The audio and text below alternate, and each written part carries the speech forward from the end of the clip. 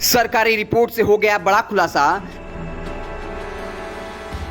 जिस योजना पर इतराती है पूरी बीजेपी, उसी में हो गया महाघोटाला।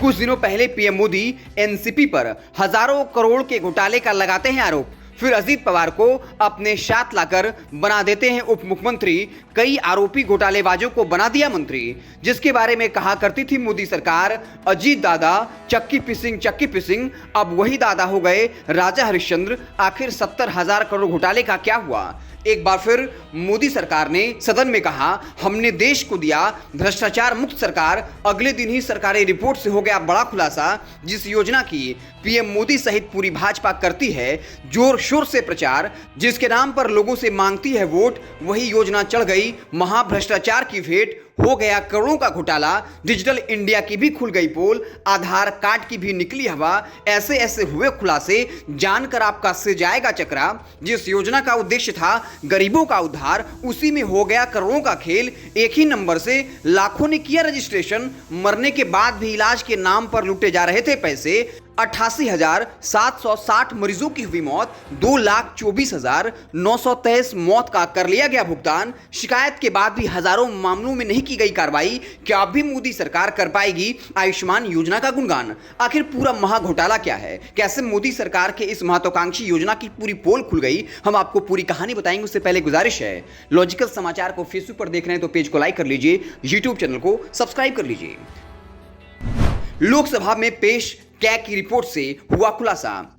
नियंत्रक और महालेखा परीक्षक यानी सीएजी की एक हालिया जारी हुई रिपोर्ट में आयुष्मान भारत प्रधानमंत्री जन आरोग्य योजना को लेकर चौंकाने वाले खुलासे हुए। रिपोर्ट में बताया गया, इस योजना के करीब 7.5 लाख लाभार्थी एक ही मोबाइल नंबर पर रजिस्टर्ड हैं। इस मोबाइल नंबर में सभी 10 नंबर में 9 का अंक है। कैग ने आयुष्मान भारत योजना के ऑडिट पर यह रिपोर्ट लोकसभा में पेश की है। गलत मोबाइल नंबर से हुए लाखों रजिस्ट्रेशन। रिपोर्ट में बताया गया, जिस मोबाइल नंबर से करीब 7.5 लाख लोगों का रजिस्ट्रेशन कराया गया, उस नंबर का कोई भी सिम कार्ड है ही नहीं।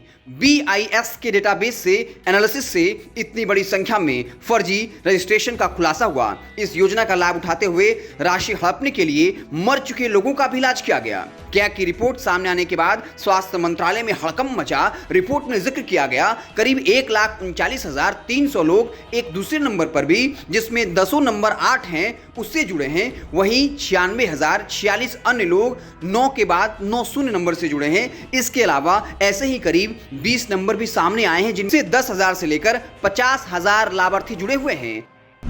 मर चुके लोगों का इलाज दिखा उठाई राशि।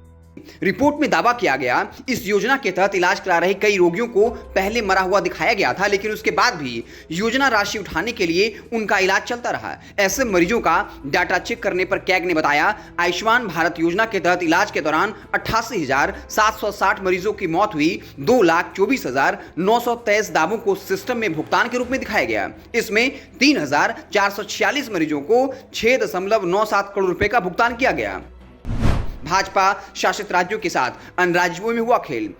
इस खेल में भाजपा शासित राज्य के अलावा विपक्ष शासित राज्य भी हैं। लेकिन सबसे बड़ा सवाल, मोदी सरकार को इतने बड़े घोटाले का क्यों नहीं हुआ आभास?